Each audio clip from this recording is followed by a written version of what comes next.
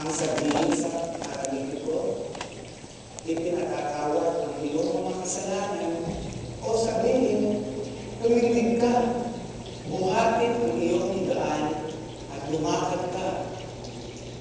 Tatakpan upang mabatidin niyo ang anak ng tao ay may kapangyarihan sa lupa na magpatawad ng mga kasalanan. Hinika niya sa paralitiko. Sinasabi ko sa iyo, tumindig ka, buhatin ang iyong higaan at umuwi ka sa iyong bahay. At tumindig siya, kinuha ba ang kanyang higaan at umalis sa mga napigilan ng mga tao at nagpuri sa Diyos na ang wika. Kailanman ay hindi pa kami nakakakita ng ganito, ang Ebanghelyo ng Panginoon.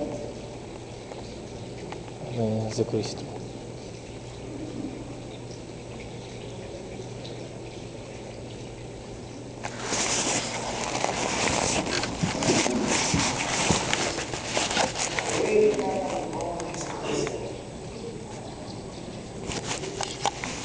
May tatlong magkakaibigan. Si Aida, si Lorna, at si Lorna ay hilig magpag-beauty. Kahit mahina na ang maliit ng kanyang kita, nagpupursige siya. Pag ginusto niya, nagagawa niya kasi meron siyang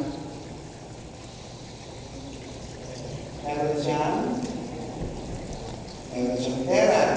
Bakit siya may pera? Kasi gusto niya magpa-beauty. So kadalasan, kahit hirap yan, magtitiis na yan. Maglalakad siya ng 2 kilometro para matipid niya yung pag-tricycle para pagdating ng isang buwan, meron siyang pambili ng chicken soup. Yun. So pampaputi ng mukha, pampa-beauty. So kahit hirap, pag may determinasyon, may nararating. Kung may nilaga, may nilaga. Ito naman si Aida, kasi kera. Lahat ng kinikita niya, nakuwi lamang sa paglalasing.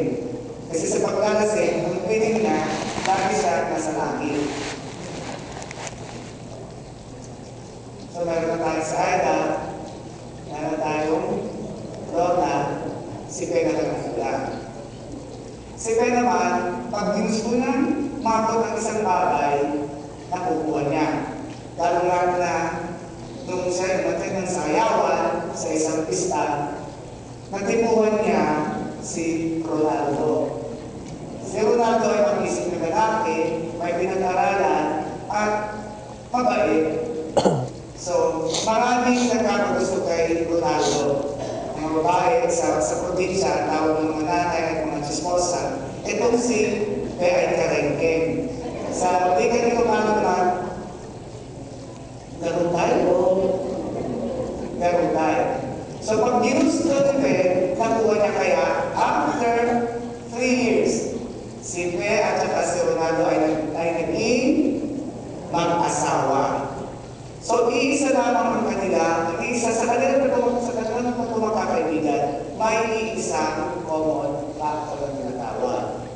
Hindi fear factor. Common factor. Ano yun? Determinasyon. Lahat sila nakuha nila ang gusto nila.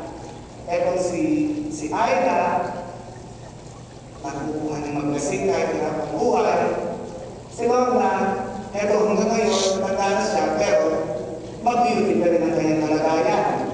At itong si Bea, maligayang dahil meron silang ako ni Ronaldo.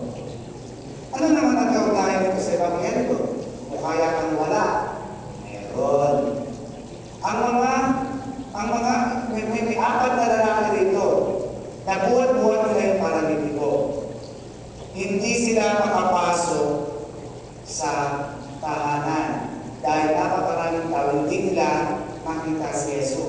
Anong ginawa nila? Umakyat sa bubong. Yung mga ibang tao, umakyat naman sa bubong kung meron silang pinagtanong gusto o nakawan. Pero itong ating apat na bida sa Ebanghelyo, naririto sila para ipaglaban ang kanilang determinasyon na ipagdala nila ang kanilang kasama na may sakit. Ano naman ang connection ito sa buhay natin? Malaki. Kasi hindi lamang mga donasyon natin o mga tulong natin ang pwede natin lagyan dito sa pagdiriwang ng Pilipinas. Hindi lamang ang ating mga hinanagin sa pagkakas. Napakarami natin yan. Hindi lamang ang ating mga kagustuhan, mga wishes, kasi ayaw iba ng wish kasi mga wishes. Hindi lang yun. Tayo ay mayroon din obligasyon na dalhin dito ang miyembro ng ating pamilya na naliligaw ng landas, na nakakalimot kay Kristo.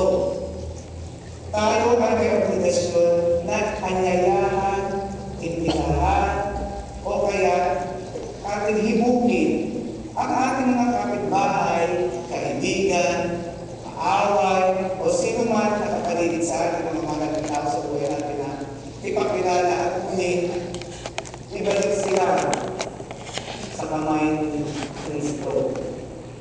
Katulad ng apat na tao, may determinasyon sila. Ngayon, tayo ba ay meron din pang determinasyon na dalhin sila rito at muling ipakilala sila kay Kristo? Kung may nangyari sa buhay ni Lorna, si Aida at si Peg, at ang apat na lalaki na lumanggit dito sa ating Ebanghelyo, tayo ba ay mayroon din determinasyon na muling dalhin dito, muling ipakilala natin si Kristo sa kanilang buhay? Papaano natin may papakilala at ibabalik sila dito sa pagdiriwang ng banal na Eucharistia? Maaaring sa pamamagitan ng ating kagandahang asal, kababaang loob, sa ating pagbibigay ng patawad, sa ating pagbibigay ng pag-unawa, sa ating pagtulong. Yan ang mga konkretong bagay na maaari at epektibo sa buhay ng mga tao na papalayo kay Kristo. Sa halip na husgahan at magbanggit tayo ng listahan ng sama ng loob, o kaya mga napapansin natin mga pula sa hindi mabuting asal ay aking mga tao. Maaaring palitan natin doon ng listahan ng pagpapatawad. Ang ulit-ulit, 77 beses, dagdagan pa ng 7. Hindi ito madali. Dahil kapag si Kristo ang humiling sa atin, tihado, maghihirap tayo. Kung si Aida, si Lorna, si Peg ay naghihirap, pero nakamit nila ang gusto nila, tayo pa kaya na laging tumatanggap ng katawan at dugo ni Kristo na puspos ng biyaya. Ang biyaya ay naririyan lang. Subalit kadalasan, hindi natin nakakamit ng gusto ang biyaya na nararapat sa atin sapagkat kulang pa ang ating pananampalataya. Kaya mga kapatid, sa susunod na babalik kayo dito, isang hamon ng Ebanghelyo ngayon na dalhin muli rito ang mga kapatid